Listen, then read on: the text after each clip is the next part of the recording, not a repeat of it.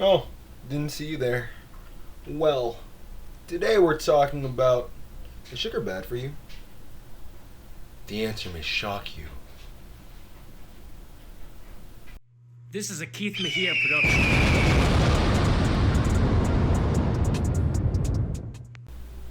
In order for us to answer that question, we gotta ask ourselves, what is sugar?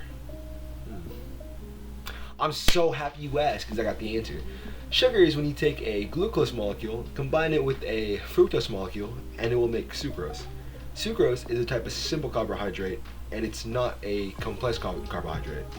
The difference between simple and complex carbs are simple carbs are made up of one to two molecules, sugar molecules, that digest quickly and provide short-term energy, while complex carbs have long chains of sugar molecules, taking them longer to digest and provides longer term of energy. Well, now that we know what sugar is, we gotta figure out how it got to be so popular. Let me ask you, how do you think it got to be so popular? Well, let me tell you right now, you're wrong. Because back in 1942, Christopher Columbus collected sugarcane samples in the Canary Isles and brought it to America. Then Christopher Columbus used the sugar to make rum to drink and sell, which became popular, leading him to make more sugar farms in America. And eventually, through the trades, it got to be growing in England, Indiana, places like that all over the world. Then, a couple of hundred years go by, and people started to use sugar in things like coffee, chocolate, and tea to make them taste better and sweeter. And during the late 19th century, people started farming sugar beets, which allowed for a larger scale and production on sugar, lowering the overall price of sugar and allowing it to become very widespread, leading for many companies like Keurig, Coca-Cola, and Honey Bunches of Oats to all use sugar in their own recipes. That's how it got to be so popular.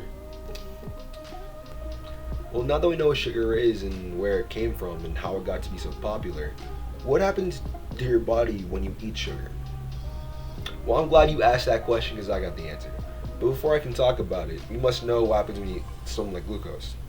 You see, when you eat pasta, it goes into your bloodstream slowly because it takes a while for the intestine to break it down, and then from the intestine it travels to the portal vein to enter the liver.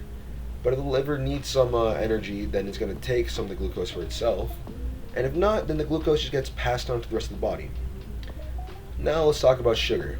Sugar also goes to the intestines and through the portal vein to the liver. However, because of an enzyme in the sugar, the liver will continue to take in sugar even if it has enough energy, leaving less sugar to get to the rest of the body. Because the liver has an overwhelming amount of sugar, it needs to go somewhere. It needs to be stored. So the liver stores it as fat, which leads fat going into your bloodstream, and that will raise your cholesterol and triglyceride levels. Triglyceride levels, that's a hard word. Which increases the risk of heart problems. Another byproduct of liver fat is a decrease in the insulin's ability to do its job. And when insulin doesn't work as well, it causes more sugar to be turned into fat in the liver, which also sends more fat into the bloodstream. It's a very vicious cycle of more sugar leads to more fat, leads to more sugar, leads to more fat. It's really easy to get caught in. So to answer the question, is sugar really bad for you? Nah.